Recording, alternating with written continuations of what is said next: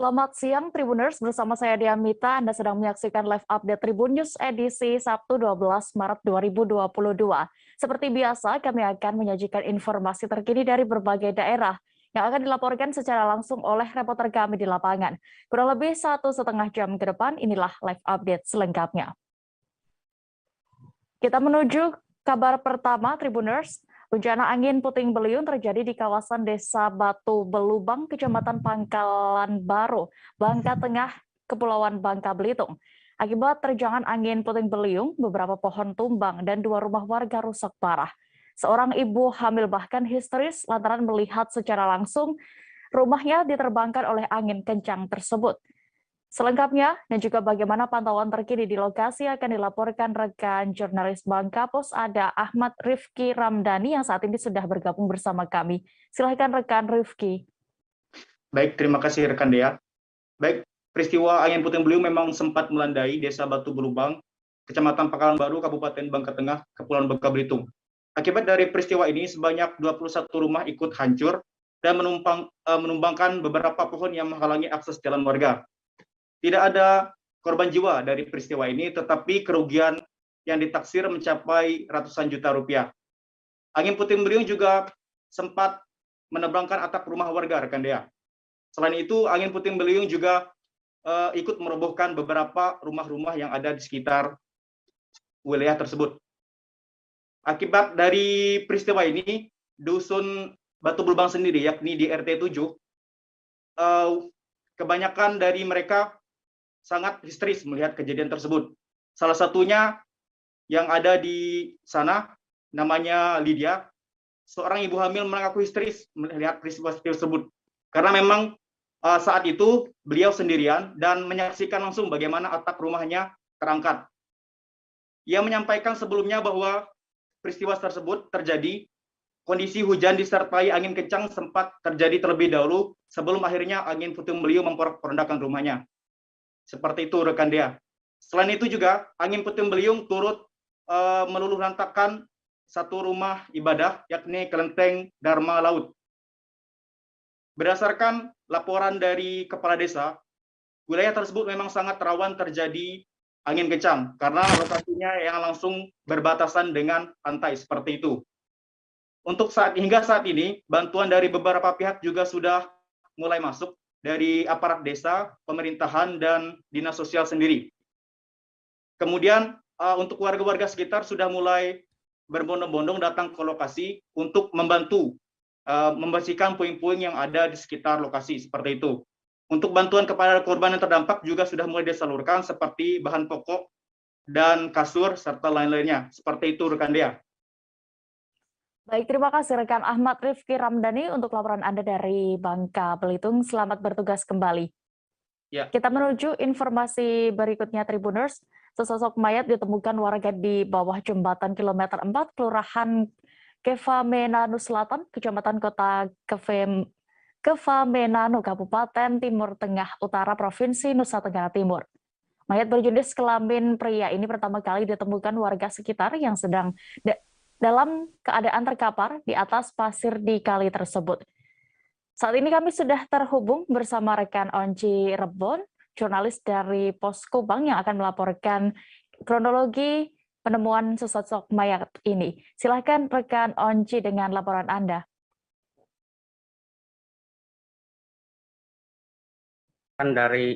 Baik rekan Dea, saya melaporkan langsung dari Kabupaten Timur Tengah Utara, Provinsi Nusa Tenggara Timur, bahwa pada Jumat 11 Maret 2022 kemarin ditemukan sesosok mayat berusia lansia yang tewas di jembatan kilometer 4 Kelurahan Kevamenanu Selatan, Kabupaten Timur Tengah Utara. Jenazah lansia tersebut diduga tewas terseret banjir pada 1 hari sebelumnya. Saksi peristiwa penemuan mayat tersebut bernama Husnan mengatakan bahwa dirinya pertama kali melihat jenazah saat selesai mandi di kali tersebut. Ya, kemudian melaporkan penemuan mayat tersebut kepada warga sekitar dan pasca 3 jam setelah penemuan mayat tersebut, polisi kemudian berhasil mengidentifikasi identitas mayat tersebut. Mayat yang diketahui bernama Dominikus Sanak, itu berusia 71 tahun dan disebutkan memiliki riwayat penyakit stroke serta gangguan jiwa.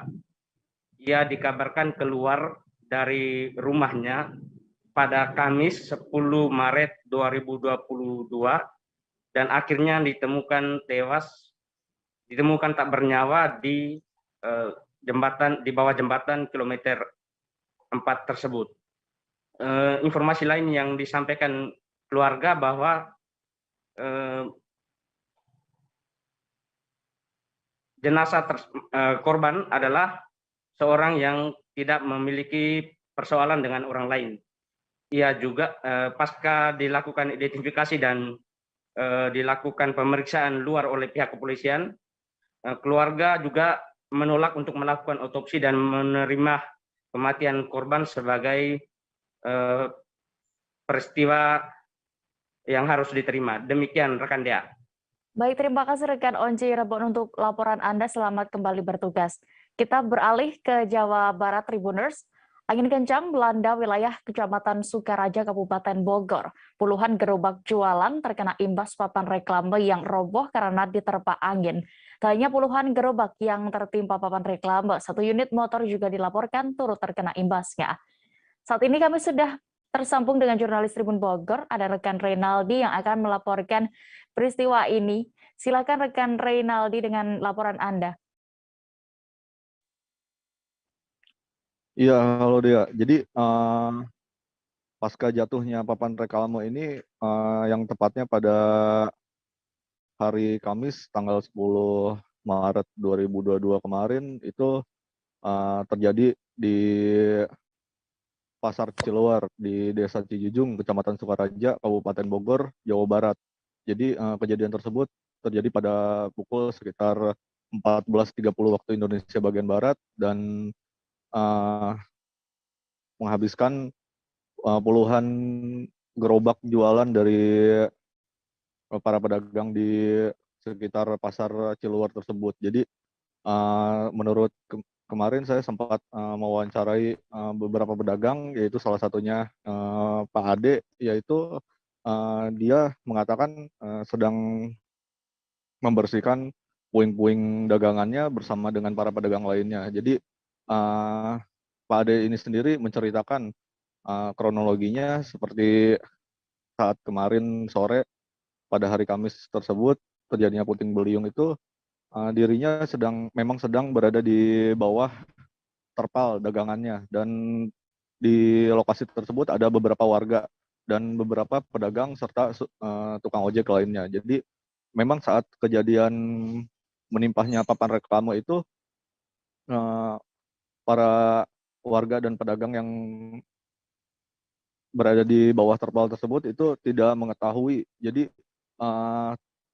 kejadiannya langsung saja tiba-tiba papan tersebut jatuh dan menimpa gerobak. Jadi menurut Pak Ade, bila tidak ada gerobak-gerobak tersebut, maka beberapa warga dan pedagang ikut tertimpa. Tetapi dalam kejadian ini, menurut Pak Ade, kerugiannya ditafsir hingga puluhan juta rupiah karena beberapa gerobak dikatakan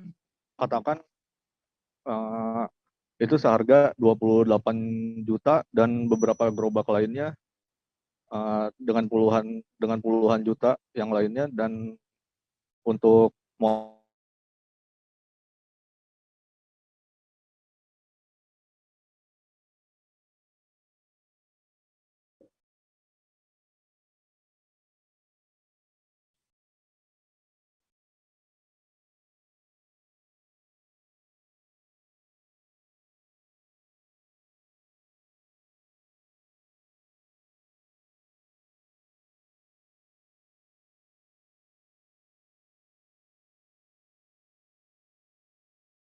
iya, jadi beberapa gerobak ini memang ditafsir kerugiannya mencapai puluhan juta rupiah dan untuk ada juga gerobak seperti untuk dagangan martabak itu ditafsir 28 juta, dan martabak ini sendiri ada 3 gerobak dan puluhan gerobak lainnya seperti pedagang kebab, gorengan, dan juga fried chicken, dan juga ada imbas lainnya kepada motor metik, dan itu ditafsir mencapai puluhan juta. Jadi tidak ada korban jiwa dalam kejadian ini, tetapi untuk puing-puing papan reklame ini sendiri sudah dibersihkan oleh pihak pemerintah Kabupaten Bogor dan pemilik dari papan iklan reklame ini. Jadi untuk para pedagang ini sendiri, mereka berharap agar bisa diberi ganti rugi dengan kejadian ini oleh pihak pemilik papan reklame. Jadi untuk beberapa hari ke depan, para pedagang ini sendiri tidak berjualan sampai puing-puingnya bersih dan mengambil semua barang-barang yang masih bisa terpakai. Seperti itu, Dea. Baik, terima kasih rekan Renaldi melaporkan dari Bogor. Selamat kembali bertugas. Informasi berikutnya datang dari Sulawesi Barat. Puluhan mahasiswa dari berbagai universitas melakukan unjuk rasa di sekitar lokasi kegiatan perayaan HUT Mamasa di Jalan MI Sailan pada Jumat 11 Maret 2022 kemarin. Kericuhan nyaris terjadi saat mahasiswa melakukan audiens bersama Bupati Mamasa, Haji Ramlan Badawi, dan Ketua DPRD Mamasa. Laporan selengkapnya dan juga bagaimana kericuhan ini sempat terjadi akan dilaporkan rekan Samuel Mesa Karaing, jurnalis dari Tribun Sulbar yang saat ini sudah bergabung bersama kami. Silakan dengan laporan Anda, rekan Samuel.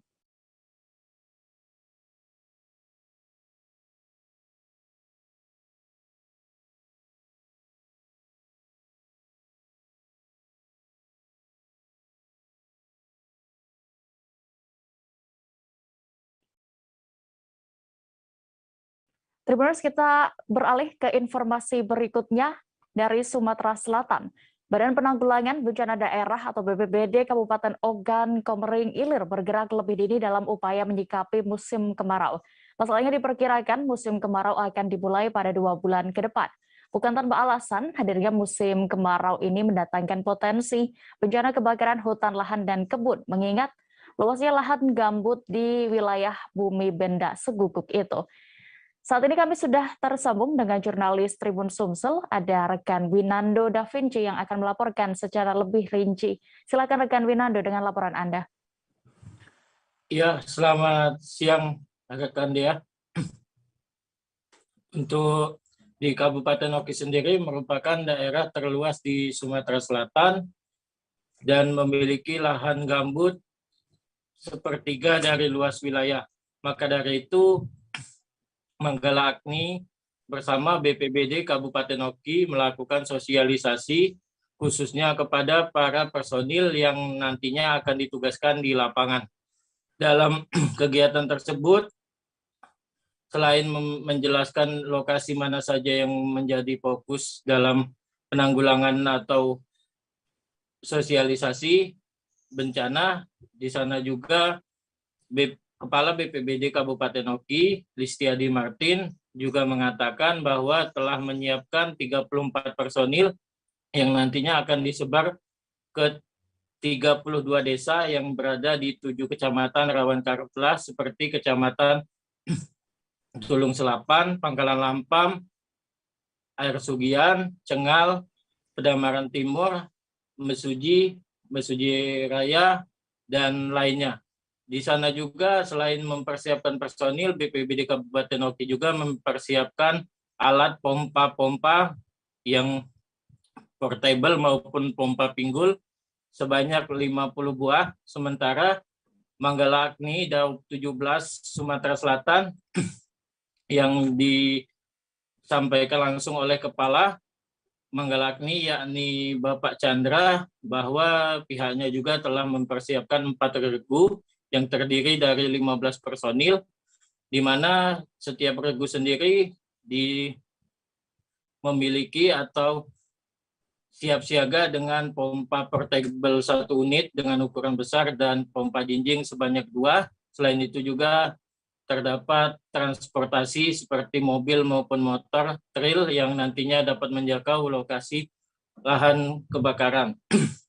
Untuk di Kabupaten Oki sendiri statusnya saat ini masih rawan bencana longsor dan banjir, dan tepat di akhir bulan Maret nanti akan berganti status menjadi tanggap bencana karhutlah. Maka dari itu pemerintah Kabupaten Oki melakukan persiapan sedini mungkin, karena memang Kabupaten Oki sendiri di tahun 2019 lalu sempat dikunjungi Presiden Joko Widodo sebanyak 2 kali karena lokasi lahan terbakar cukup besar di Kecamatan Pedamaran Timur.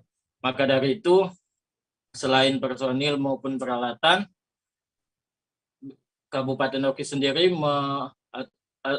mendapatkan alokasi dana khusus dari Gubernur Sumatera Selatan, karena memang lokasi Kabupaten Oki sendiri menjadi perhatian dari pemerintah Sumsel dalam melakukan atau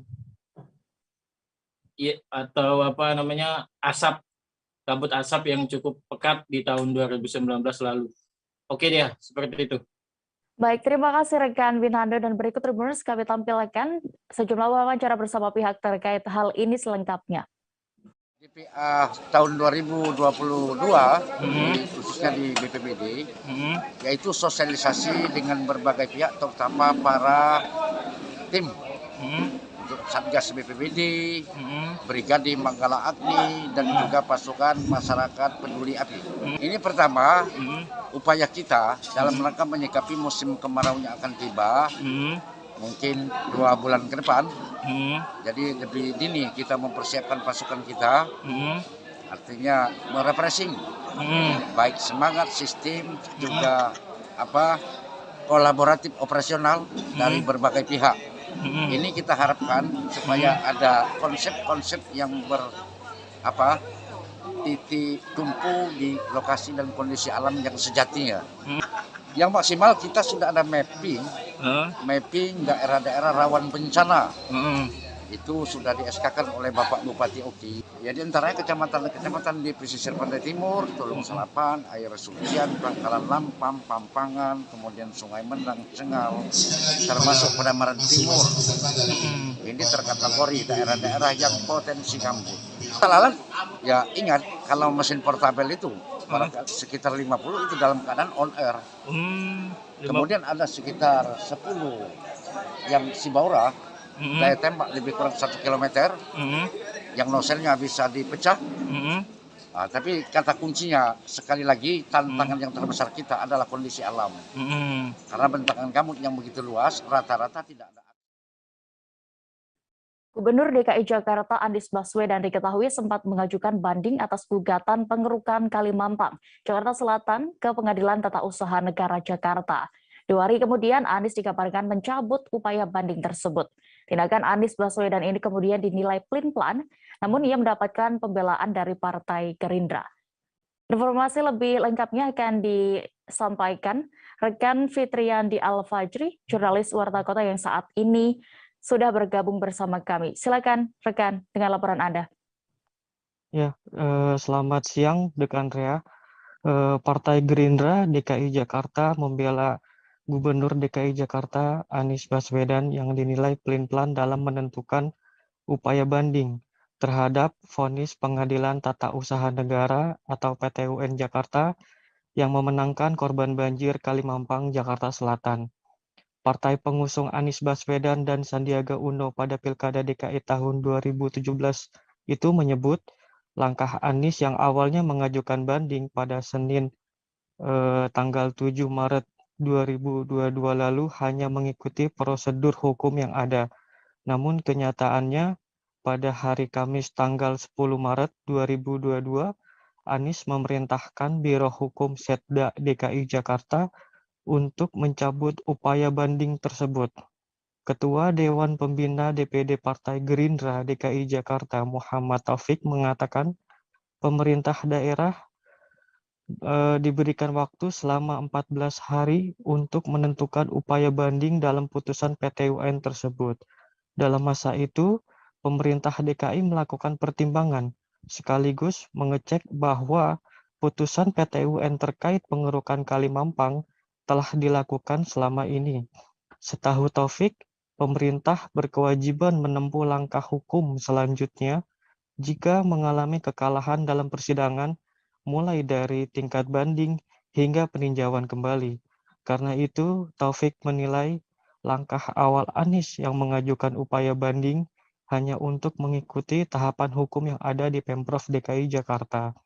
Namun demikian, Taufik menganggap keputusan Anies membatalkan niatnya untuk upaya banding merupakan langkah yang tepat. Menurut Taufik, penanganan dan penanggulan banjir merupakan tugas pemerintah yang selama ini terus dilakukan untuk masyarakat. Tercatat ada 2 tuntutan yang dikabulkan Majelis Hakim PT UN Jakarta dan sudah dikerjakan Pemprov DKI Jakarta. Pertama, mewajibkan Pemprov DKI untuk mengerjakan pengerukan Kali Mampang secara tuntas sampai ke wilayah Pondok Jaya. Kedua, mewajibkan Pemprov DKI untuk memproses pembangunan turap sungai di Kelurahan Pela Mampang. Untuk diketahui, pengerukan di Kali Mampang sudah menjadi pekerjaan rutin yang dilakukan oleh Dinas Sumber Daya Air DKI Jakarta setiap tahun, bahkan sebelum ada tuntutan yang dilayangkan warga dan akan terus dioptimalkan. Demikian rekan Dia. Baik, Tribuners terkait permasalahan ini, Lekan Al-Fajri juga sudah melakukan wawancara bersama Ketua Dewan Pembina DPD Partai Gerindra DKI Jakarta, Muhammad Taufik. Berikut liputan lengkapnya. Ketika kita mau memutuskan itu, banding dan tidak banding, itu kan butuh waktu 14 hari. Waktu pertama pasti jawaban pikir-pikir, kemungkinan bisa banding, enggak gitu. Ini setelah ada pertimbangan lain, kemudian tidak dilakukan. Kenapa gini? Saya melihat bahwa apa yang diperintahkan oleh pengadilan kan udah dikerjain. Kalau udah dikerjain apa yang diperintahkan, ini kan persoalan soal administrasi hukum aja. Karena udah dikerjain, saya kira ya kita nggak banding. Tapi gini, dengan Pemda itu yang saya tahu, kalau misalnya perkara hukum tanah, itu mesti sampai ke lu kalah terus sampai ke atas, harus ditempuh, itu prosedur.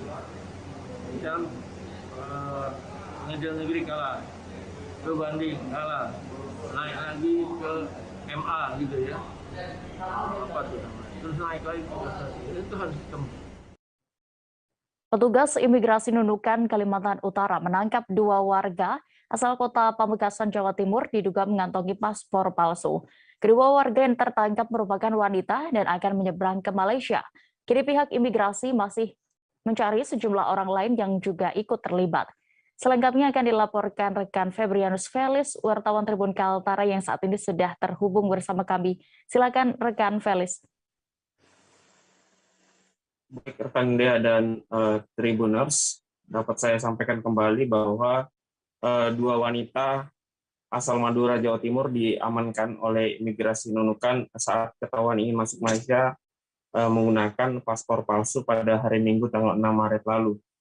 Kedua wanita itu inisial K 32 tahun dan inisial A 42 tahun.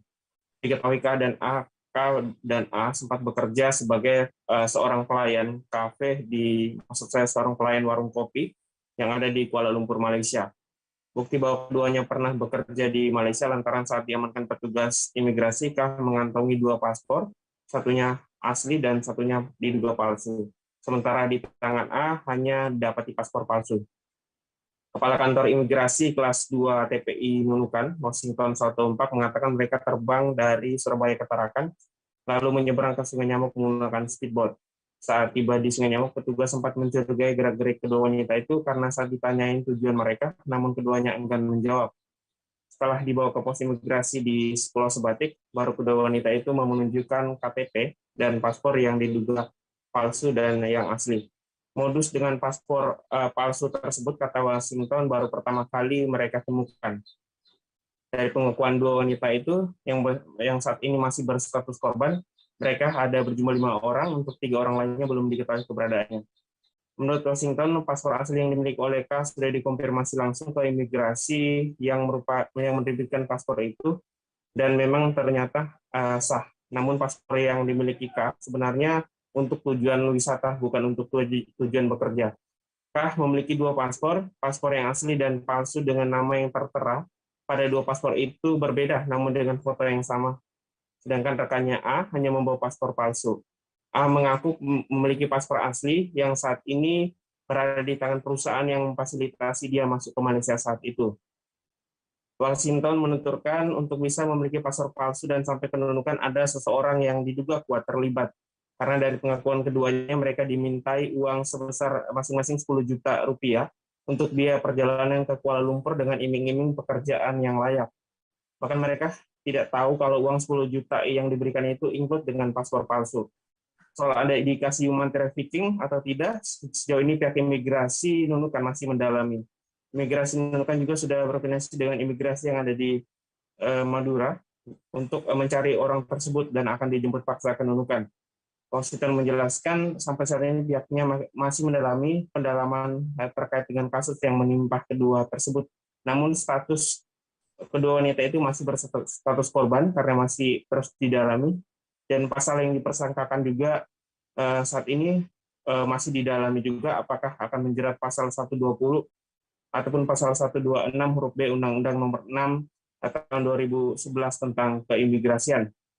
Dan dapat diinformasikan kini kedua wanita itu sudah diserahkan oleh imigrasi Nunukan ke Badan Perlindungan Pekerja Migran Indonesia yang ada di Nunukan. Demikian laporan sementara dari Nunukan, Kalimantan Utara. Kembali ke Dea di studio. Baik, dan berikut Tribuners terkait kasus ini, rekan jurnalis kami sudah mendapatkan keterangan dari Kepala Kantor Imigrasi Kelas 2 TPI Nunukan, Washington South Dompak. Berikut selengkapnya. Kita curigain, kita tanya kedua perempuan ini sempat menutup apa tidak terbuka lah, ibu siapa, nama siapa, jadi kami pun curiga. Akhirnya kita bawa ke kantor karena mereka juga nggak yakin, karena petugas waktu itu menggunakan baju preman, jadi karena tidak yakin, jadi kita bawa ke kantor, di kantor barulah terbuka ini. Jadi dia bawa, menunjukin KTP, terus kita tanya-tanya lagi, akhirnya nunjukin paspor yang palsu, yang diduga palsu, akhirnya menunjukkan paspor yang asli tersebut. Dan akhirnya untuk kita dalami lagi, kita bawa ke imigrasi Nunukan hari itu juga. Mereka diduga mau ke Kuala Lumpur, jadi mereka coba-coba lewat sini. Memang pengakuan mereka itu banyak teman-temannya lewat Batam. Dan seperti kita ketahui kan di Kepri kan lagi ketat juga. Beberapa kali petugas-petugas di sana mengamankan yang diduga PMI ilegal lewat jalur-jalur ilegal. Karena kan Malaysia belum buka juga, jadi mereka mencoba lewat sini. Dan ini yang baru kita amankan ini, ya kita kaget juga nih, kok dari Jawa Timur lewat sini. Untuk pekerja formal bukan. Tapi kalau pekerja non formal kan mereka harus ditahan dulu, di-hold dulu. Nah seharusnya kan jalur mereka ini lewat Batam. Batam kan masuk naik ke atas tuh kalau Lumpur. Kalau dari sini kan istilahnya kedua orang perempuan ini masih kita dalami. Memang tadi mau kita kenakan ke pasal 126 huruf B. Tapi kan dari pengakuan yang bersangkutan mereka hanya dikasih itu paspor. Makanya kami juga masih berkonsultasi dengan teman-teman kejaksaan apakah pasal itu bisa kita kenakan pada dua orang perempuan ini. Mobil anggota DPRD Kabupaten Jeneponto, Sulawesi Selatan dibakar orang tak dikenal. Diketahui mobil tersebut ternyata milik legislator dari Partai Demokrat bernama Andi Kaharudin Mustamu. Mobil yang dibakar oleh OTK itu pun terekam CCTV. Informasi selengkapnya dan juga bagaimana detik-detik pembakaran mobil anggota DPRD ini akan dilaporkan rekan Muhrakib, wartawan dari Tribun Timur yang sudah bergabung bersama kami. Silakan rekan Rakib. Ya, terima kasih Dea di studio. Hari ini saya akan melaporkan terkait dengan pembakaran mobil anggota DPRD Kabupaten Jeneponto, Sulawesi Selatan. Nah, pembakaran mobil tersebut terjadi pada pukul 12.30 dini hari Jumat kemarin dengan cara seorang terduga pelaku pembakaran itu mengendap di samping rumah anggota DPRD yang menjadi korban terbakarnya mobilnya. Terus pelaku tersebut memanjat pagar di samping rumah korban dan menuang minyak bahan bakar ke kepala mobil Toyota Fortuner milik anggota DPRD Jane Ponto. Nah, setelah pelaku menuangkan minyak ke mobil anggota DPRD, pelaku tersebut melempar api ke arah mobil sehingga mengakibatkan mobil tersebut terbakar. Nah, setelah itu mobil tersebut terbakar, pelaku langsung melarikan diri tanpa diketahui, sampai saat ini belum diketahui identitasnya. Namun pemilik mobil atau yang menjadi korban pembakaran menduga bahwa bukan hanya satu orang pelaku, tetapi ada 2 sampai 3 orang pelaku. Tetapi pelaku yang membakar mobil tersebut hanya satu orang yang manjat di pekarangan rumah milik legislator tersebut. Nah, yang 2 orang ini menunggu di jalanan dengan mengendarai sepeda motor. Nah, untuk saat ini korban tersebut merasa keberatan dan melaporkan terduga pelaku ke polisi, tetapi sampai saat ini pihak polisi masih melakukan penyelidikan dan mencari tahu siapa pelaku yang sempat terekam CCTV pada saat mobil legislator DPRD Jane Ponto ini dibakar. Nah, seperti itu, Dea. Baik, Tribuners, terkait kejadian ini rekan jurnalis kami juga sudah melakukan wawancara bersama Andi Kaharudin Mustamu selaku anggota DPRD Jane Ponto sekaligus pemilik mobil yang dibakar OTK. Berikut liputan lengkapnya untuk Anda. Kejadian itu apa yang kita rasakan? Saya pas pulang jam 12:05, saya balik ke rumah, pagar dibuka sama istri saya. Begitu cuma 1 jam 15 menit saya tidur, langsung ada dobrak pintu di belakang, katanya kebakaran mobilnya, kebakaran. Saya keluar sudah terbakar mobil. Jadi saya buka pintu, ini pintu pagar, sudah banyak masyarakat masuk. Pas jam 2:15 kejadian. Rekaman CCTV ada 5 mata CCTV di rumah, hanya 2 yang berfungsi, maksudnya hanya 2 yang kena rekaman, yang di kiri sama yang di pas ujung. Apa yang diperlihatkan di CCTV itu, Pak? Apa yang ada di gambarnya? Langsung orang masuk ke samping pagar, dia tuangkan minyak dari botol, baru diambil botolnya, baru dibuang, langsung baru lari pelaku. Itu hanya terbakar untuk cepat masyarakat antisipasi. Jadi kita ambil pasir, apa semua bergerak itu malam, karena banyak juga beli di situ. Untuk jumlah pelaku yang satu kelihatan di CCTV. Mungkin ada 2 orang, ada 3 orang di sana, dia yang ada cuma 1 kelihatan. Terus langkah saya sudah melapor sama polisi, kebetulan ada Pak Kapolsek, ada Pak Ketua DPR, sudah bicarakan, biarkan polisi yang cari tahu tentang ini. Kita serahkan saya sama hukum. Kabar berikutnya datang dari Provinsi Jambi. Tahanan bernama Irwan asal desa Batu Ampar, Kecamatan Pauh, Kabupaten Sarolangun yang sempat kabur berhasil ditangkap. Irwan merupakan tahanan hakim yang kabur dari lapas kelas 2B Sarolangun. Ia kabur setelah apel pengecekan oleh petugas lapas pada zuhur beberapa waktu lalu dan ditangkap di kediamannya. Selengkapnya akan dilaporkan wartawan Tribun Jambi, ada rekan Rifani Halim yang saat ini sudah bergabung bersama kami. Silakan rekan Rifani dengan laporan Anda. Oke, rekan Devi. Dea, salah satu tahanan di lapas kelas 2B Sarolangun kabur pada saat menjalankan sholat zuhur pada siang hari. Nah, dia ini mencuri kesempatan kelengahan dari petugas lapas yang mengizinkan mereka untuk sholat zuhur. Tak lama kemudian kabur memanjat tembok lapas yang sempat beberapa bulan lalu rubuh, yang dia ditutup dengan seng. Ini sangat menurut dari lapas juga menurut sangat hebat juga, karena temboknya tuh sangat tinggi sekali. Dia bisa dapat memanjat itu dan berhasil ke rumah keluarganya yang berada di Kecamatan Sarolangun. Nah, kemudian dia menelpon sang istri untuk meminta jemput. Nah, dia saat di perjalanan ini dia melakukan berjalan di tidak di dalam hutan, di pinggir jalan. Nah, tak lama kemudian dia berhasil ke rumahnya. Nah, para petugas melakukan penyisiran sama beliau. Namun awalnya memberikan informasi seakan tidak peduli. Namun setelah dilakukan pendekatan oleh lapas selama beberapa jam dan lebih detail lagi, mereka melakukan pendekatan kepada pihak kerabat-kerabat dari si Irwan ini. Tak lama kemudian Irwan dilepaskan atau diserahkan kepada petugas lapas pada jam 12 malam.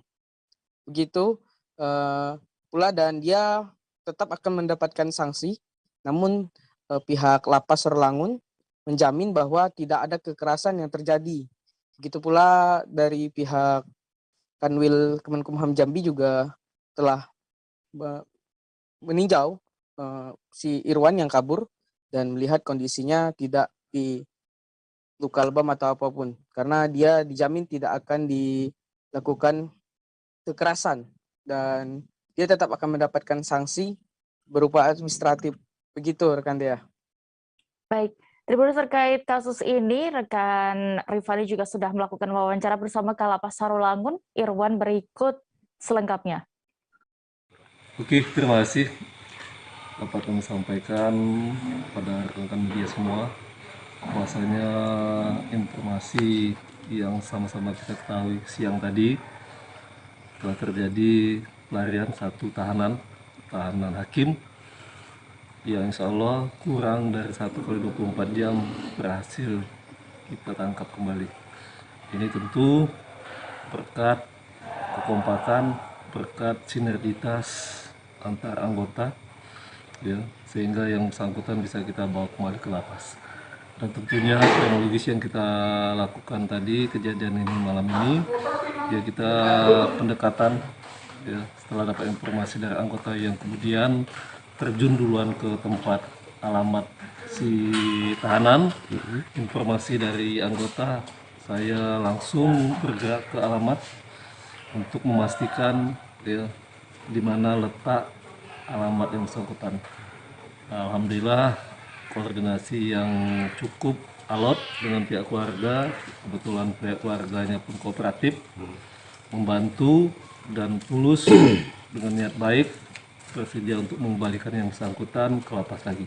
Alhamdulillah tadi nggak ada perlawanan, berjalan lancar, yang bersangkutan pun tidak melakukan perlawanan dan keluarganya pun dengan ikhlas menyerahkan ke pihak kita, pihak lapas. Ya, alhamdulillah, seperti kalian semua lihat tadi, ya, saya sudah perintahkan anggota juga jangan sampai disentuh. Ya, kalau ada disentuh saya jaminan, ya, saya ambil tindakan. Ya, alhamdulillah, anggota saya juga taat. Beralih ke Provinsi Jambi, kakak beradik asal Punduh Bidada Kabupaten Pesawaran kompak menjadi pelaku pencurian sepeda motor di wilayah Kota Bandar Lampung. Kakak adik ini bekerja sama mencuri motor di wilayah Kecamatan Panjang. Aparat Polsek Panjang mengamankan keduanya beserta satu tersangka lain.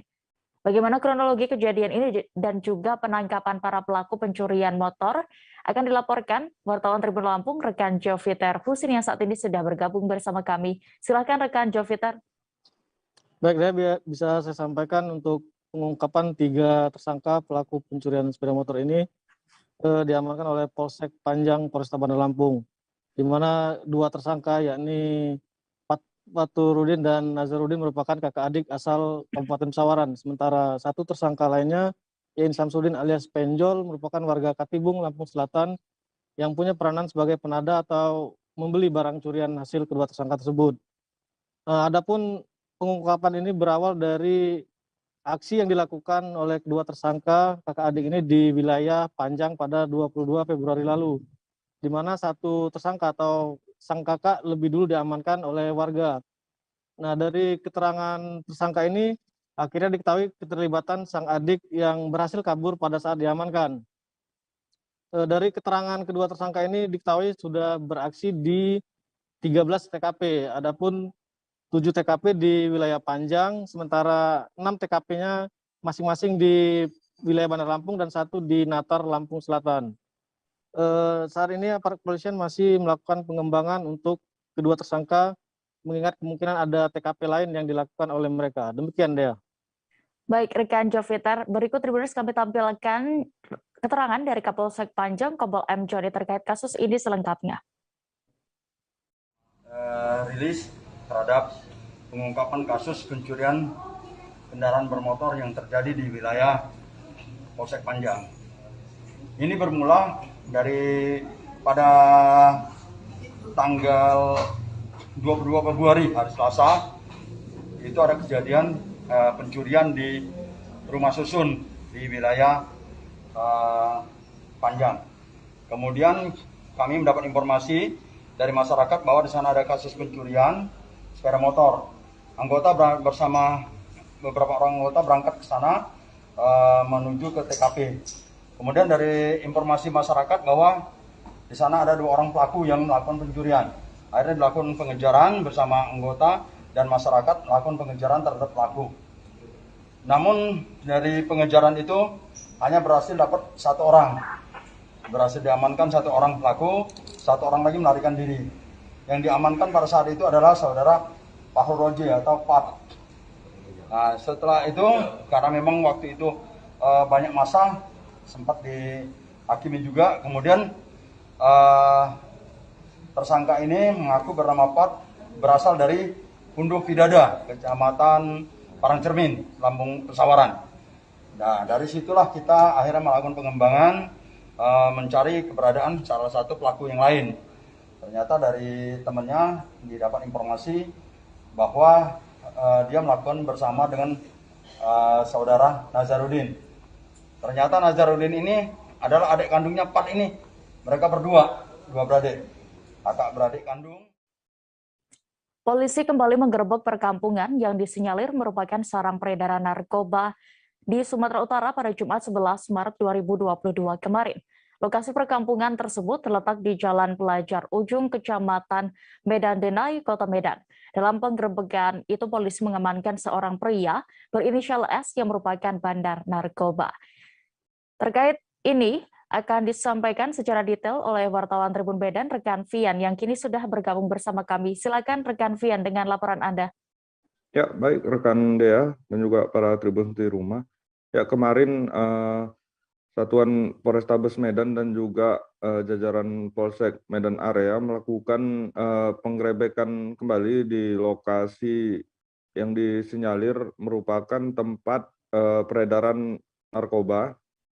Ya, petugas gabungan langsung mendatangi lokasi tersebut yang terletak di Jalan Pelajar Ujung, Kecamatan Medan Denai. Di sana petugas langsung mendatangi sebuah gubuk yang dijadikan tempat untuk melakukan peredaran narkoba di sana. Di sana petugas menemukan 1 orang bandar awalnya yang saat itu berupaya melarikan diri karena polisi tiba di lokasi. Namun tidak sempat melarikan diri, pria tersebut langsung diamankan oleh petugas. Namun saat diamankan itu, pelaku ini sempat melemparkan barang bukti berupa narkoba ke belakang gubuk. Setelah itu petugas mencari barang bukti tersebut. Nah, di sana petugas menemukan 2 orang pria yang merupakan pengguna sedang bersembunyi. Petugas juga langsung meringkus kedua pelaku.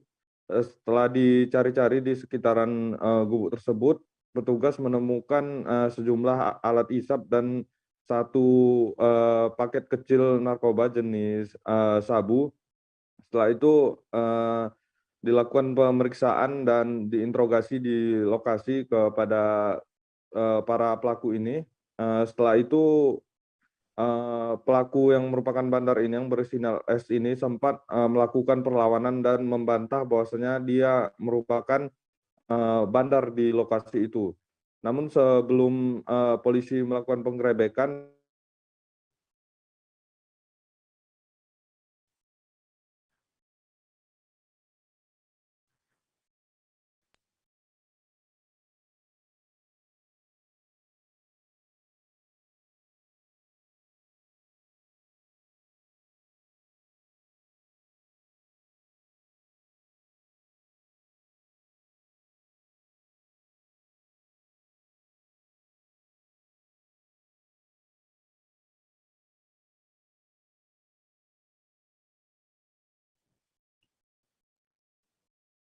Baik Tribuners, secara lebih detailnya lagi, rekan jurnalis kami juga sudah melakukan wawancara bersama Kanit Reskrim Polsek Medan Area, AKP Philip Purba. Berikut liputan lengkapnya. Selamat sore rekan-rekan media, kami dari gabungan Polda, Polres, dan Polsek jajaran narkoba. Kami barusan mengamankan satu orang pelaku bandar di Jalan Pelajar Ujung. Jadi sudah kita amankan beserta barang buktinya dan kita bawa ke Polsek Medan Area. Yang diamankan ini bandar atau pengguna, Bang? Gimana? Jadi kami amankan tadi inisial S. Jadi yang kita amankan dia adalah seorang bandar. Yang dua lagi, Bang? Yang dua lagi masih kita dalami, nanti akan kita dalami kembali. Barang bukti berapa banyak, Bang? Gimana? Barang buktinya ada berapa banyak, Bang? Barang buktinya satu paket kecil. Yang tadinya kita dapat karena sudah dilempar oleh si tersangka. Ketiga tersangka ini, Bang, sering mengedar di kawasan pemukiman itu. Akan kami dalami lagi. Ada dugaan tersangka lain lagi, Bang, dari ketiga mereka? Kalau itu masih ada teman. Tersangka tadi sempat melakukan perlawanan ya, Bang? Tersangka yang inisial S sempat melakukan perlawanan terhadap petugas karena kalau kita sudah mengamankannya dan awalnya sudah ada transaksi. Beralih ke Sulawesi Barat, Tribuners, puluhan mahasiswa dari berbagai universitas melakukan unjuk rasa di Jalan MI Saelan sekitar lokasi kegiatan perayaan HUT Mamasa pada Jumat 11 Maret 2022 kemarin. Kericuhan nyaris terjadi saat mahasiswa melakukan audiens bersama Bupati Mamasa, Haji Ramlan Badawi, dan Ketua DPRD Mamasa. Selengkapnya akan dilaporkan rekan Samuel Mesakaraing, jurnalis Tribun Sulbar yang sempat berada di lokasi kejadian. Silakan rekan Samuel dengan laporan Anda. Ya, baik rekan Dea dan Tribuners, dapat saya laporkan bahwa memang pada saat hari ulang tahun Kabupaten Mamasa yang ke-20 kemarin berlangsung, itu diwarnai aksi unjuk rasa puluhan mahasiswa dari berbagai universitas dan organisasi kampus, di mana puluhan mahasiswa ini melakukan unjuk rasa di Jalan MI Saelan di sekitar lokasi perayaan hari ulang tahun Kabupaten Mamasa. Namun sebelum nyaris berakhir adu jotos, mahasiswa ini memaksa untuk masuk ke dalam area penyelenggaraan kegiatan, namun dihalau oleh pihak keamanan kepolisian. Nah, setelah melakukan koordinasi melalui Kepala Satuan Polisi Pamung Praja, akhirnya mahasiswa ini dijanji akan ditemui oleh Bupati Mamasa dan Ketua DPRD Kabupaten Mamasa. Namun waktunya diberikan kemarin itu tepat pukul 1. Nah, setelah pukul 1 mereka akhirnya ditemui di aula mini rumah jabatan Bupati Mamasa, dan tanpa ada perwakilan semua mahasiswa diperkenankan masuk ke dalam ruangan untuk menyampaikan aspirasinya. Mahasiswa ini menuntut peningkatan perbaikan infrastruktur jalan, peningkatan kualitas pendidikan, juga meningkatkan perekonomian masyarakat. Namun pada saat audiens berlangsung, audiens cukup alot karena banyak dari mahasiswa yang menyampaikan aspirasi. Nah, kericuhan terjadi ini sesaat setelah salah seorang mahasiswa berusaha menyampaikan aspirasinya, namun mic yang digunakan menyampaikan aspirasinya ini dicoba dirampas oleh Kepala Satuan Polisi Pamung Praja karena beliau menilai ada kata-kata yang tak pantas yang diucapkan oleh mahasiswa kepada pimpinan daerah di Kabupaten Mamasa. Nah, saat itu suasana mulai tegang dan salah seorang dari anggota Satgas ini nyaris melayangkan tinjunya ke salah seorang mahasiswa, namun dihalau oleh Kepala Dinas Pengendalian Penduduk dan Keluarga Berencana berdasarkan pantauan kami di lapangan. Dan kericuan ini berlanjut, namun berhasil ditenangkan oleh Kepala Kepolisian Resort Mamasa, Bapak AKBP Hari Andreas. Nah, setelah diamankan, aksi unjuk rasa yang dilakukan dalam bentuk audiensi ini berlanjut dan akhirnya bisa selesai dengan kondusif dan kisru ini dapat diamankan dan tidak terjadi saling baku hantam. Demikian rekan Dea. Baik, Tribuners, rekan Samuel juga sudah melakukan wawancara bersama Kapolres Mamasa AKBP Hari Andreas. Berikut liputan lengkapnya untuk Anda.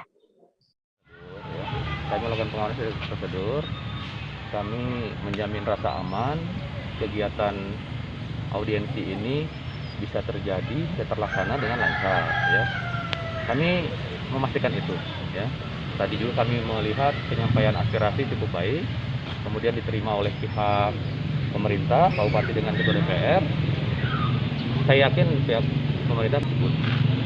Saya belum mengerti apa yang dikategorikan tadi, apa intimidasi. Saya langsung turun, saya langsung tenangkan kedua belah pihak. Saya tidak menenangkan salah satu pihak, saya tenangkan kedua belah pihak, berikan pengertian dan alhamdulillah bisa berjalan kembali audiensi dan justru bisa lebih lancar dan diakhiri dengan baik. Walaupun pasti ketidakpuasan itu ada, ya.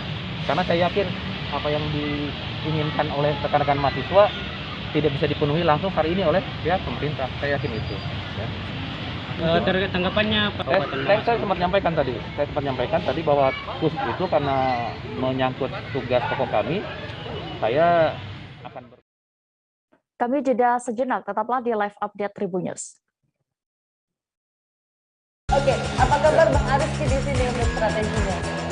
Kalau saya sendiri di Jumit 37 ini yang semalam baru mulai, saya udah sebenarnya aku nggak ngerasa itu penangkapan atau penggerebegan atau apapun itu, karena gini loh, posisinya aku kriteria. Jadi kita mengenal disebut dengan stroke yang tidak berdarah dengan stroke yang berdarah. Stroke yang tidak berdarah itu biasanya ditandai dengan adanya penyumbatan. Kalau itu terjadi di sini mungkin pikirnya tidak ke situ kali ya, tapi kalau di Korea atau di Kamboja itu ada beberapa paper yang saya itu Mas, ya, dulunya tukang koran. Oh gitu ya. Tukang koran. Ya, saya baca itu Pak. Tuh kan pernah baca kan? Ya. Jadi kalau saya jadi pangdam itu udah bersyukur banget. Si anak ini dijadikan sebagai tersangka begitu.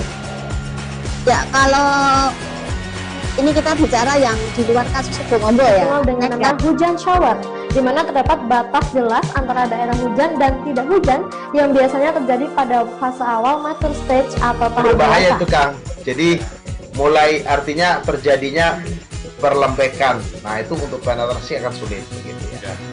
Dok, saya ini menurut saya memang tidak mudah, bukan urusan tanah diambil. Kalau misalnya Amerika Serikat sekarang, Rasulullah mengatakan dalam sebuah hadis bahwa berpuasa di 6 hari Syawal itu. Oke, apa kabar Bang Ariski di sini untuk strateginya? Kalau saya sendiri di Jumit 37 ini yang semalam baru mulai, saya udah sebenarnya aku nggak ngerasa itu penangkapan atau penggerebegan atau apapun itu, karena gini loh, posisinya aku kriteria. Jadi kita mengenal disebut dengan stroke yang tidak berdarah dengan stroke yang berdarah. Kembali di live update Tribunnews, kita menuju informasi berikutnya dari Provinsi Bali. Aturan Surat Edaran Nomor 11 Tahun 2022 tentang ketentuan perjalanan orang dalam negeri terbaru telah diterapkan di Indonesia. Dalam aturan terbaru ini, Pelaku perjalanan darat, laut, maupun udara tidak lagi memerlukan tes antigen dan PCR. Di Bali, kini terlihat di kontainer drive-thru swab PCR dan antigen di kawasan Imam Bonjol, Denpasar, sepi pasien. Informasi lengkapnya dan juga bagaimana pantauan di sana sebenarnya akan dilaporkan reporter Tribun Bali. Ada rekan Arini Valentia yang saat ini sudah bergabung bersama kami. Silakan rekan Arini. Halo, selamat siang Tribuners dan juga rekan Dea. Jadi selama pantauan Tribun Bali terkait adanya peraturan ST nomor 11 tahun 2002, yaitu pelaku perjalanan dalam negeri sudah tidak diwajibkan lagi untuk menunjukkan hasil tes negatif swab PCR dan juga antigen. Pantauan kami di salah satu kontainer drive-thru di daerah Imam Bonjol, Denpasar masih sepi pengunjung. Untuk hari itu saja, kemarin hari Jumat, sampai jam 15.00 waktu Indonesia Tengah, hanya 2 pasien saja yang melakukan tes antigen. Itu pun mereka karena ingin memastikan bahwasannya kondisinya baik-baik saja, dan pasien yang satunya lagi yaitu untuk keperluan pekerjaan.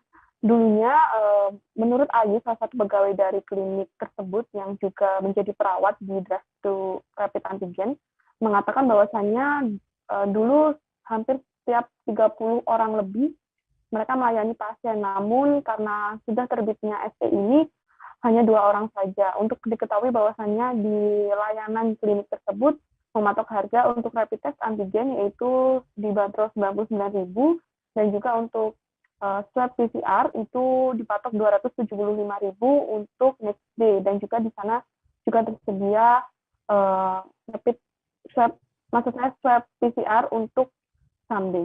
Seperti itu rekan Dea. Baik, terima kasih rekan Arini untuk laporan Anda dari Bali. Selamat bertugas kembali. Kita menuju informasi berikutnya. Tribuners, saat ini pemenuhan kebutuhan akan minyak goreng yang sukar didapat masih menjadi perhatian pemerintah kota atau kabupaten di Indonesia. Di Pangkal Pinang, Wali Kota Maulan Akhlil memastikan stok minyak goreng di ibu kota Provinsi Kepulauan Bangka Belitung ini dipastikan tetap aman. Pada hari Jumat 11 Maret kemarin, setidaknya sebanyak 200.000 liter minyak goreng akan masuk ke Bangka Belitung. Informasi lebih lengkapnya dan juga bagaimana pantauan terkait antrian minyak goreng di Bangka Belitung akan dilaporkan reporter Cepi Marlianto dari Bangka Pos. Silakan rekan Cepi dengan laporan Anda. Ya, baik, terima kasih rekan Dea. Memang sejak beberapa hari terakhir kelangkaan minyak goreng terjadi di Kota Pangkal Pinang, di mana akibat kelangkaan itu masyarakat sampai rela mengantri besar-besarkan untuk mendapatkan 1 hingga 2 liter minyak goreng saja. Menanggapi permasalahan tersebut, Wali Kota Pangkal Pinang, Maulan Akhlil, memastikan untuk sampai saat ini stok minyak di Pangkal Pinang dipastikan tetap aman. Akan kebutuhan minyak goreng sendiri, pemerintah kota Pangkal Pinang sendiri telah kembali mendatangkan sekitar 200.000 liter minyak goreng ke Pangkal Pinang pada Jumat 11 Maret 2022 kemarin. Dalam mengatasi permasalahan minyak tersebut, Wali Kota Pangkal Pinang, Maulan Akhlil, memang mengatakan ada beberapa hal yang menyebabkan kelangkaan minyak terjadi di Kota Pangkal Pinang, di mana masyarakat sendiri panik buying atau ingin membeli minyak goreng secara berlebih, di mana hal itu tentu saja berdampak kepada stabilisasi harga maupun stok minyak goreng yang ada di pasaran. Selain itu, dia mengatakan untuk kebutuhan minyak goreng sendiri bagi masyarakat khususnya di Bangka Belitung sendiri hanya membutuhkan sekitar 0,9 liter minyak goreng per bulannya. Hal itu tentunya berbanding lurus dengan jumlah penduduk yang ada di Provinsi Kepulauan Bangka Belitung sekitar 1,3 juta. Sedangkan stok minyak goreng sendiri khususnya di Provinsi Kepulauan Bangka Belitung sekitar 1,4 juta liter yang masuk setiap bulannya. Hal itu tentunya lebih dari cukup, bahkan lebih daripada stok-stok yang didatangkan pada bulan-bulan sebelumnya. Oleh karena itu, Wali Kota Pangkal Pinang sendiri menanggapi permasalahan ini meminta masyarakat untuk tidak melakukan panik buying, terhadap minyak goreng yang kembali langka sejak beberapa hari terakhir di kota Pangkal Pinang. Dia juga menyarankan bagi kepada setiap masyarakat ataupun ibu-ibu rumah tangga di kota Pangkal Pinang sendiri untuk beralih menggunakan masakan yang terutama direbus, di mana hal itu merupakan salah satu sebagai pola hidup sehat, di mana menghindari makanan tanpa minyak. Hal itu sebagaimana diketahui memang minyak sendiri dapat menyebabkan apabila dikonsumsi secara berlebihan, minyak sendiri dapat menyebabkan beberapa penyakit seperti kolesterol hingga darah tinggi, gitu kan Dea. Baik, Tribuners rekan CP juga sudah melakukan wawancara bersama Wali Kota Pangkal Pinang, Maulan Aklil. Berikut liputan lengkapnya kami tampilkan. Goreng di ini, saya sudah cross check semalam dengan Kadis Perindak kita bahwa sudah cukup, bahkan lebih dari bulan-bulan yang biasanya. Nah, mungkin ini panik buying untuk masyarakat. Untuk masyarakat nggak usah khawatir, minyak goreng ini sebetulnya cukup kok. Bahkan yang masuk ke Bangka Belitung, Pangkal Pinang khususnya, sudah melebihi dari yang biasa-biasanya. Ini saya melihat ada panik buying di masyarakat. Nggak usah khawatir, dan hari ini juga datang dari tadi salah satu distributor 200.000 ton lagi masuk ke kota kita dan Bangka Belitung umumnya. Jadi ini terus kita upayakan masuk. Cuma pesan saya dengan masyarakat, jangan panik buying, karena insya Allah kondisinya bisa kita aman lah ya, aman, nggak perlu panik lah untuk minyak goreng ini. Untuk pengawasan terhadap distributor ataupun oknum-oknum nakal sendiri, Pak? Ya itu pihak-pihak stakeholder terkait, para penertiban perda kita, penertiban juga polisi, macam itu bergerak kok melihat kondisi di lapangan. Kalau ada yang coba-coba memain seperti ini, akan kita tindak tegas. Insiden memalukan dipertontonkan anggota DPRD Banggai Laut, Sulawesi Tengah. Legislator Banggai Laut bernama Irwan Lajumi memukul dan membanting meja saat rapat dengan dengar pendapat membahas masalah penambangan pasir laut. Sikap arogan itu dilakukan di hadapan pengunjuk rasa yang tergabung dalam pimpinan Komisariat Ikatan Mahasiswa Muhammadiyah Banggai Laut. Bagaimana terkait hal ini akan dilaporkan rekan Asnawi Zikri, reporter Tribun Palu yang saat ini sudah bergabung bersama kami. Silakan rekan Asnawi. Ya baik, Dea ya.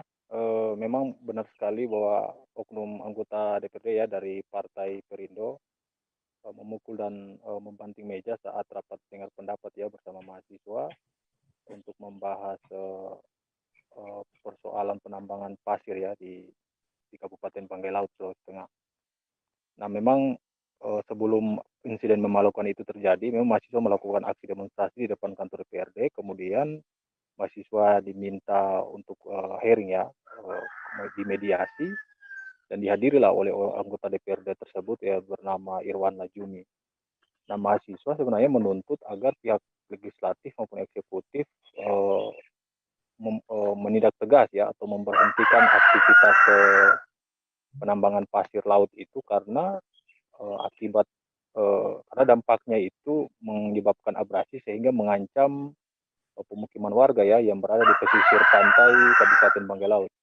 Nah, namun DPRD sendiri dalam hal ini yang diwakili oleh Irwan Lajumi saat menerima aspirasi mahasiswa tersebut tiba-tiba marah ya, kemudian mengekspresikan kemarahannya itu dengan memukul meja, terus membanting meja, kemudian Irwan Lajumi walk out ya atau keluar dari ruangan pertemuan tersebut sambil marah-marah.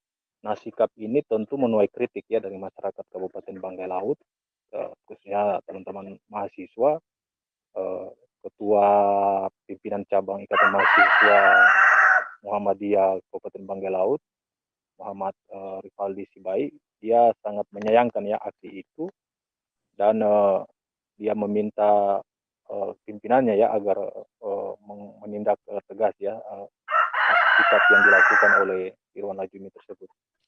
Nah, sejauh ini Ketua DPRD Kabupaten Panggelaut Mahdiamni Bukamo belum memberikan keterangan resmi ya. Begitupun juga dengan Irwan Lajumi, saat dikonfirmasi juga memilih diam ya, tidak memberikan keterangan apapun. Begitu ya. Baik, terima kasih rekan Asnawi untuk laporan Anda dari Banggai Laut. Selamat bertugas kembali. Kita beralih ke Jawa Tengah, Tribuners. Harga daging ayam dan daging sapi di pasar tradisional Kota Tegal kompak mengalami kenaikan. Hal ini diduga karena waktu yang sudah mendekati Ramadan. Diperkirakan harga akan terus merangkak naik hingga Lebaran nanti.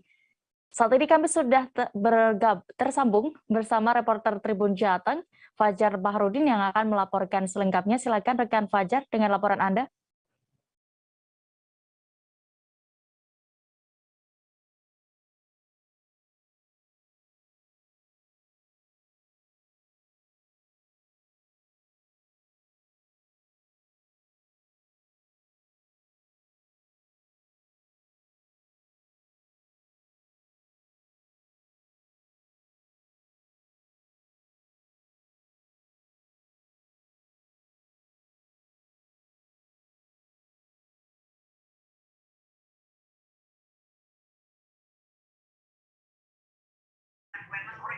Kita beralih ke informasi selanjutnya terlebih dahulu, Tribuners, sampai di Jawa Tengah. Prosesi pengambilan air di sumber mata air Taman Soka dilakukan untuk menyambut HUT ke-501 Kabupaten Semarang. Kegiatan ini berlokasi di Taman Soka Dusun Kadilobo, Desa Tegalwaton, Kecamatan Tengaran, Kabupaten Semarang. Pengambilan air ini bertujuan untuk jamasan pusaka di pendopo Rumah Dinas Bupati Semarang. Saat ini kami sudah tersambung dengan reporter Tribun Jateng, ada Hanes Walda yang akan melaporkan informasi lengkapnya. Silakan rekan Hanes. Baik, terima kasih Dia. Dapat saya sampaikan bahwa hari Jumat kemarin tanggal 11 bulan Maret 2022 terdapat kegiatan prosesi pengambilan air di sumber mata air Taman Soka untuk menyambut Hari Jadi atau HUT Kabupaten Semarang ke-501. Kegiatan ini berlokasi di Taman Soka, Dusun Kadilobo, Desa Tegalwaton, Kecamatan Tengaran, Kabupaten Semarang. Menurut Camat Tengaran, Dewanto Laksono, prosesi ini untuk menyambut HUT Kabupaten Semarang ke-501. Kita laksanakan kegiatan pengambilan air Perwitasari atau air bersih yang paling inti di Taman Soka. Dalam pengambilan air ini, setiap tahun berbeda tempatnya dengan tujuan mempromosikan desa tersebut. Pengambilan air di setiap tahun berbeda tempatnya, kita dapat mempromosikan potensi yang dimiliki masing-masing desa. Pengambilan air ini bertujuan untuk jamasan pusaka penyambutan HUT Kabupaten Semarang yang berlokasi di pendopo Kabupaten Semarang. Jamasan pusaka ini yakni tradisi rutin memandikan pusaka. Dalam kegiatan ini ada penebaran ikan, penanaman pohon, serta penerbangan burung yang bertujuan untuk melestarikan alam. Prinsipnya kita ingin melestarikan alam yang ada, jadi kita tidak mengambil airnya. Tetapi juga dengan cara seperti penebaran bibit ikan, penanaman pohon, serta penerbangan burung. Sementara itu, Kepala Desa Tegalwaton, Tri Wuryanto mengungkapkan dengan mengambil air jamasan di Taman Soka mendapat banyak manfaat. Semoga dalam kegiatan ini dapat bermanfaat bagi desa, dusun, serta warga Kabupaten Semarang. Kepala Desa Tegalwaton juga berharap untuk wilayah Kabupaten Semarang menjadi lebih maju. Masyarakat Kabupaten Semarang semoga tentrem, ayem, gemah, ripah, loh jinawi. Demikian dia. Baik, terima kasih rekan Hanes, dan berikut Tribuners kami tampilkan keterangan dari Kepala Desa Tegalwaton, Tri Wuryanto, selengkapnya. Ini apa aja? Assalamualaikum warahmatullahi wabarakatuh. Saya Kepala Desa Tegalwaton. Alhamdulillah sore ini saya atau kami warga Desa Tegal Wetan mendapatkan kehormatan untuk ditunjuk dalam rangka menyiapkan air jamasan dari Taman Soka di wilayah kami yang digunakan untuk jamasan pusaka di kabupaten dalam rangka hari ulang tahun yang ke-501. Hari ulang tahun kabupaten, Kabupaten Semarang yang ke-501. Harapan kami dengan setitik air yang diambil ini semoga bermanfaat bagi desa kami, dusun kami, bahkan masyarakat seluruh Kabupaten Semarang. Semoga Kabupaten Semarang ini menjadi kabupaten yang sangat maju, dikenal, kemudian masyarakatnya tentrem ayem, gemah ripah los jinawi, kertoteti tentrem raharjo, termasuk saya mendoakan dari Pak Bupati sampai ke bawah, termasuk Pak RT, pemangku wilayah di Kabupaten Semarang, diberikan kekuatan lahir batin sehingga bisa melaksanakan tugas dalam rangka mengemban amanah rakyat sehingga bisa bekerja dengan sebaik-baiknya, selalu dalam lindungan Tuhan yang Maha Besar dan selalu mendapatkan kemudahan. Semoga Kabupaten Semarang dengan adanya ritual bertahap ini kami mendoakan agar Kabupaten Semarang ini menjadi subur makmur dari segala lapisan masyarakat. Masih di Jawa Tengah, Tribuners, harga daging ayam dan daging sapi di pasar tradisional Kota Tegal kompak mengalami kenaikan. Hal ini diduga karena waktu yang sudah mendekati Ramadan. Diperkirakan harga akan terus merangkak naik hingga Lebaran tiba. Saat ini kami sudah terhubung dengan reporter Tribun Jateng, rekan Fajar Bahrudin, akan melaporkan selengkapnya untuk Anda. Silakan rekan Fajar. Ya, terima kasih Dea. Jadi memang betul bahwa harga daging sapi dan daging ayam 3 minggu menjelang Ramadan ini mengalami kenaikan. Jadi kenaikan harga dialami oleh beberapa komoditas dan yang paling tinggi ini daging sapi dan daging ayam. Nah, hingga saat ini harga daging sapi di pasar tradisional yang ada di Kota Tegal harganya sudah mencapai 130.000 per kilogram. Itu sudah naik 10.000 dari harga sebelumnya yang merupakan sekitar 120.000 per kilogram. Nah, untuk kenaikan harga daging sapi sebetulnya sudah dialami sejak akhir Februari. Jadi pada akhir Februari tahun 2022 ini harga daging sapi naik sekitar 5.000 dari 120 menjadi 125.000 per kilogram. Lalu 4 hari terakhir ini mengalami kenaikan lagi Rp5.000 menjadi Rp130.000 per kilogram. Nah, sedangkan untuk daging sapi ini kenaikan baru dalam 3 hari terakhir ini. Dari harga normal yaitu 33.000, saya ulangi, harga normal 33.000 per kilogram. Saat ini harga daging ayam yaitu 38.000 per kilogram. Nah, baik daging sapi maupun daging ayam mengalami kenaikan 5.000 dalam beberapa hari terakhir. Nah, untuk penyebabnya saya sampaikan di sini berbeda. Jika daging sapi, informasi yang kami dapatkan dari pedagang di Pasar Pagi Kota Tegal, Ibu Wati, dia menyampaikan bahwa kenaikan harga daging sapi ini disebabkan karena pasokan daging sapi menurun atau semakin sedikit. Itu bersumber dari supplier atau pemasoknya seperti itu. Nah, sedangkan untuk daging ayam kenaikannya itu disebabkan karena sebentar lagi akan memasuki Ramadan dan sebentar lagi juga bahwa di masyarakat Jawa ini khususnya Jawa Tengah akan ada tradisi yang disebut ruahan ya. Jadi Ibu Kartini yang pedagang daging ayam menyebutkan bahwa karena sebentar lagi mau puasa dan mau ruahan, jadi daging ayam naik. Dan Ibu Kartini menyebutkan bahwa kemungkinan harga daging ayam ini akan terus merangkak naik ya, terutama pada bulan Ramadan. Dia memprediksi kenaikan tertinggi itu bisa mencapai 40.000 per kilogram itu untuk daging ayam. Nah, dalam kenaikan daging ini, para pedagang berharap pemerintah bisa hadir dan turun tangan, karena banyak komoditas yang juga harganya sedang naik, seperti minyak, kedelai, dan telur ayam juga sedang naik. Jadi mereka khawatir jika semua komoditas bahan pangan ini naik, maka minat masyarakat dalam membeli daging, baik daging sapi maupun daging ayam itu menurun. Seperti itu, Dea.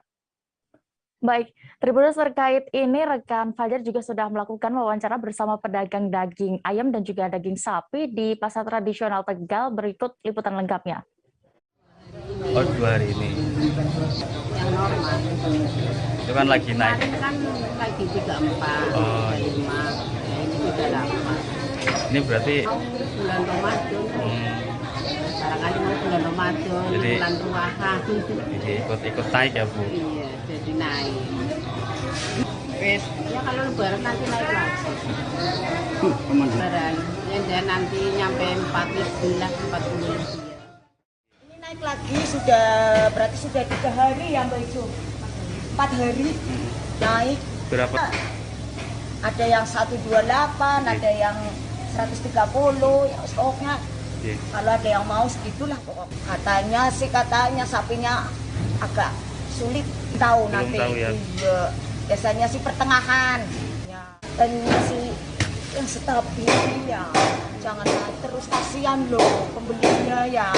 Jadi kiranya di sini yang menaikkan sih ya Mas, padahal kan dari atasan suruh dinaikin ya. Kalau nggak dinaikin akunya yang rugi. Ya, udah pokoknya pengennya jangan mahal lagi, kasihan.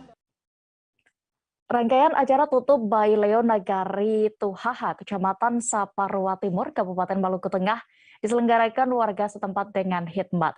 Masyarakat Negari Rohomodi, Kabupaten Haruku, Maluku turut menghadiri acara ini. Kedatangan Mandalise Hatalai Pesi ke Nusa Ama Latu juga bagian dari sejarah. Bagaimana prosesi acara ini dan juga situasi saat itu akan dilaporkan jurnalis Tribun Ambon, rekan Tanita Patiasina yang saat ini sudah terhubung bersama kami. Silakan rekan Tanita.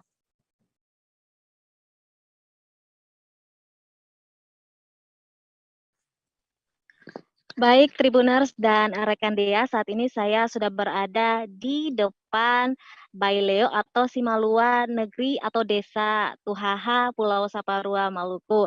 Dan sejak hari Kamis, 10 Maret 2021 hingga Jumat, itu dilaksanakan acara adat tutup Baileo.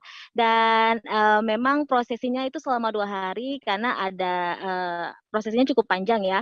Dari hari Kamis itu dimulai dengan pencarian kelapa oleh muda-mudi. Kenapa dulunya itu sebelum diganti jadi kelapa itu menggunakan kepala manusia, dan karena memang menggunakan adat kakehang. Dan adat ini sudah berlangsung selama ribuan tahun, dan akhirnya itu setelah leluhur mengetahui bahwa membunuh manusia itu dilarang, akhirnya diganti dengan kelapa. Jadi itu ada 2 rombongan yang mencari kelapa. Jadi ada pintu muka dan pintu belakang. Ini yang saya ada ini di pintu belakang, dan pintu muka dan pintu belakang itu rombongannya berbeda-beda. Jadi di dalam pintu muka ada marga-marga tertentu, dan di pintu belakang itu marga-marga tertentu juga. Jadi tidak sembarangan gitu.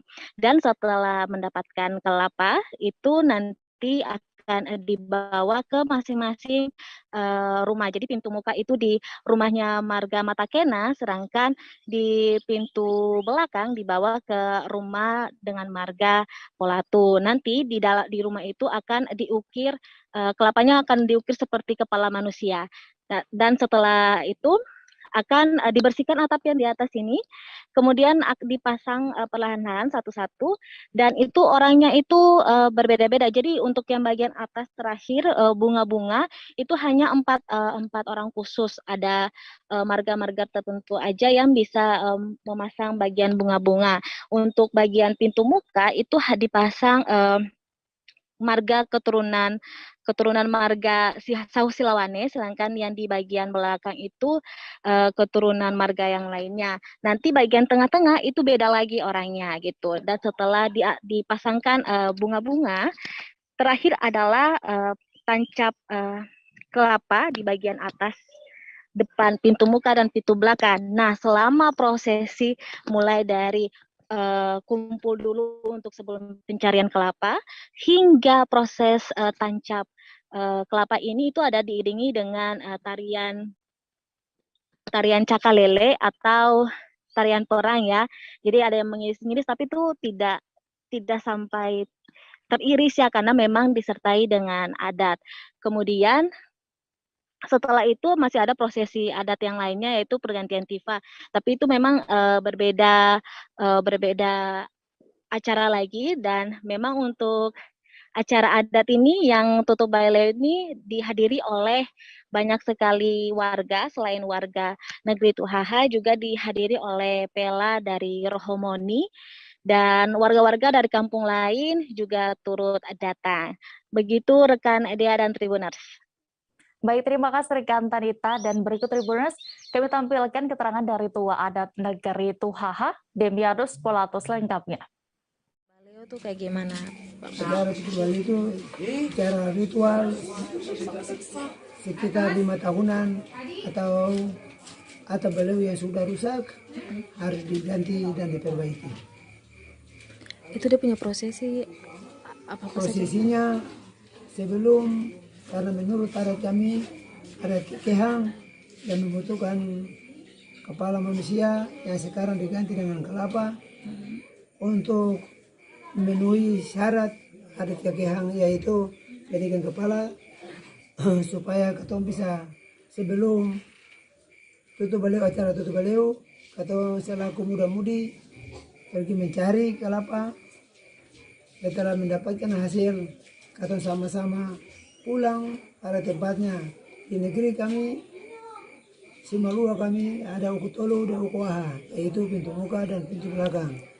Yang pintu muka yang mencari di sekitar wilayah Sirisuri Amalato dan yang pintu belakang untuk atau Ukuaha dia mencari kelapa di sekitar wilayah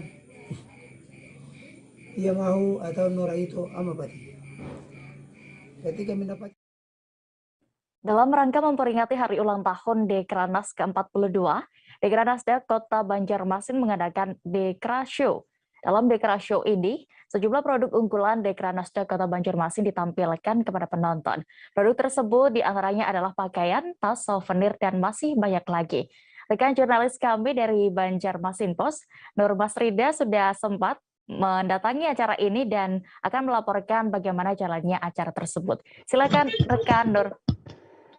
Iya, rekan Dea yang ada di studio dan selamat siang Tribuners. Pada Jumat tanggal 11 Maret 2022 kemarin telah diadakan peringatan acara HUT Dekranas atau Dewan Kerajinan Nasional ke-42. Untuk itu, Dekranasda atau Dewan Kerajinan Nasional Daerah Kota Banjarmasin turut mengadakan acara Dekra Show, yakni pagelaran fashion show yang menunjukkan karya-karya dari Dekranasda Kota Banjarmasin.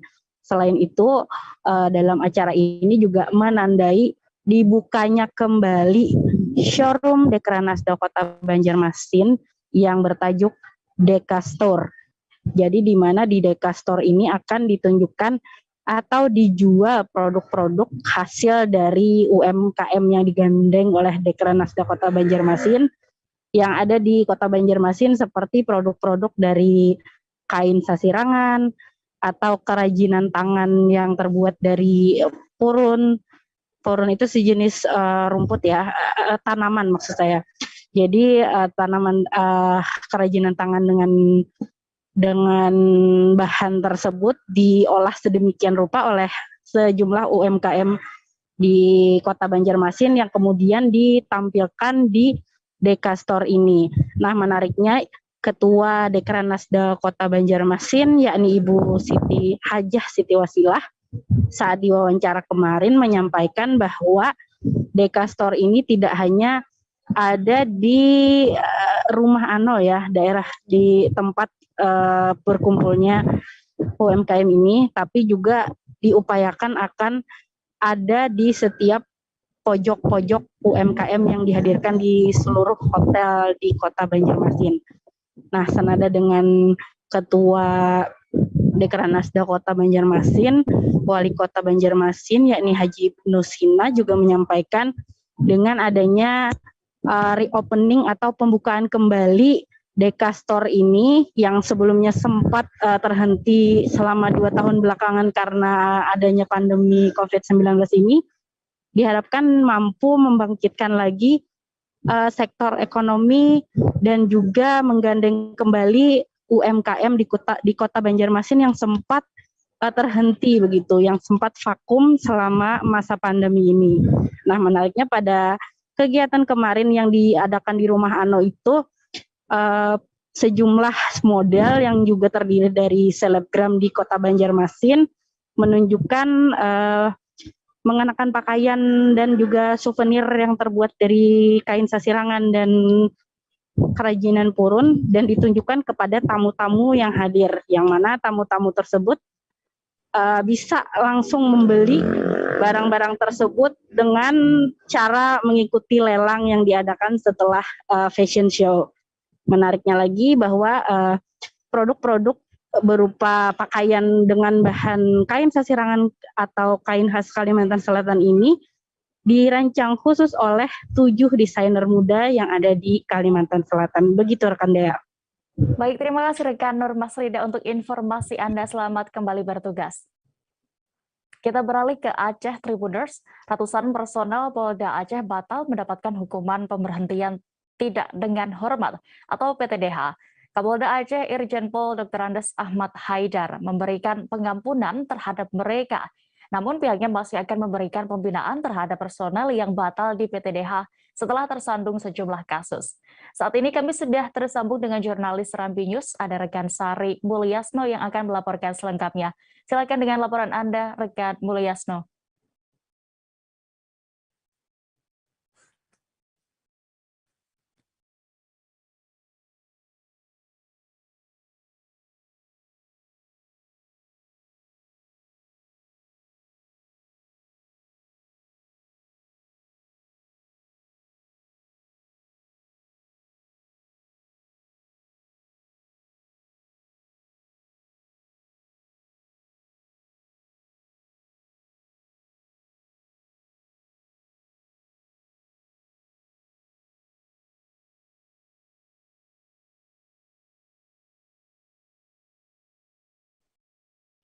Baik, Tribuners, kami sudah tersambung dengan jurnalis Serambi News, rekan Sari Mulyasno. Silakan dengan laporan Anda.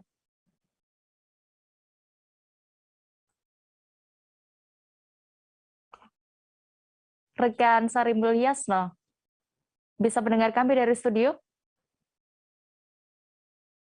Misi.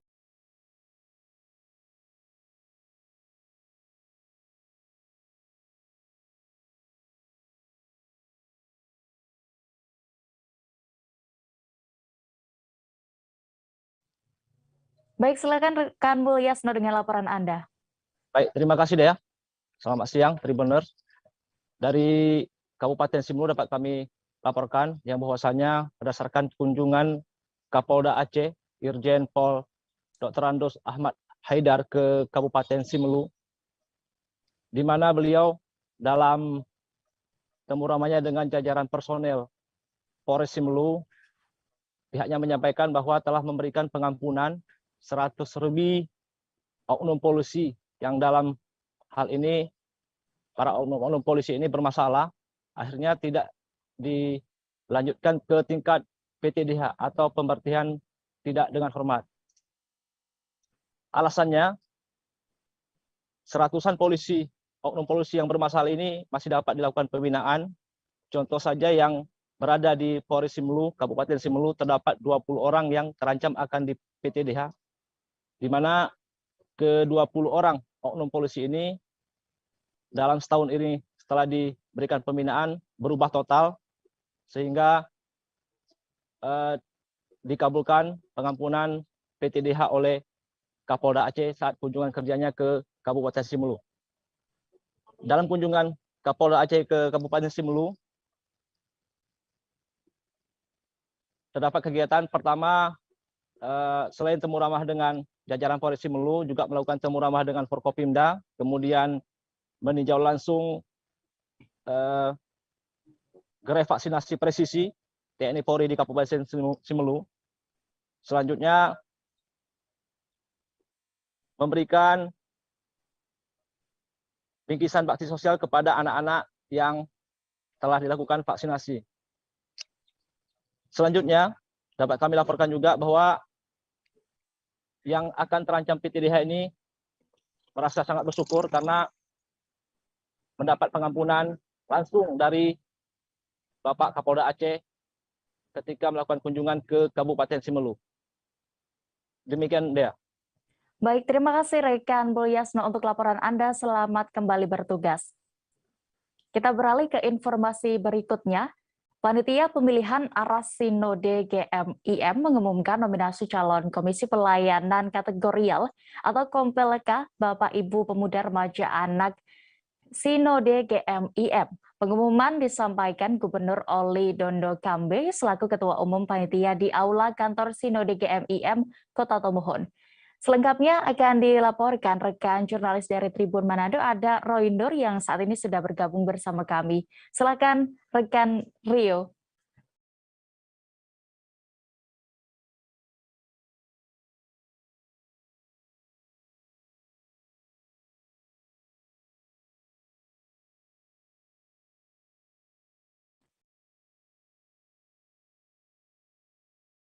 Mohon maaf, Tribuners, kita beralih ke informasi berikutnya.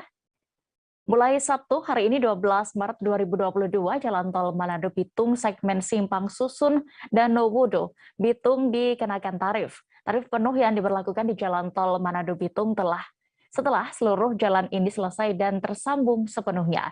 Saat ini kami sudah terhubung bersama jurnalis Tribun Manado, ada rekan Christian Wayungkiri yang akan melaporkan selengkapnya. Silakan rekan Christian dengan laporan Anda.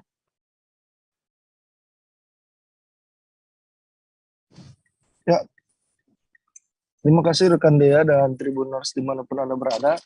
Dapat kami laporkan mulai hari ini, Sabtu tanggal 12 Maret 2022, jalan tol segmen Danau Uduk Bitung sudah bertarif, di mana pemberlakuannya mulai pukul 6 tadi pagi.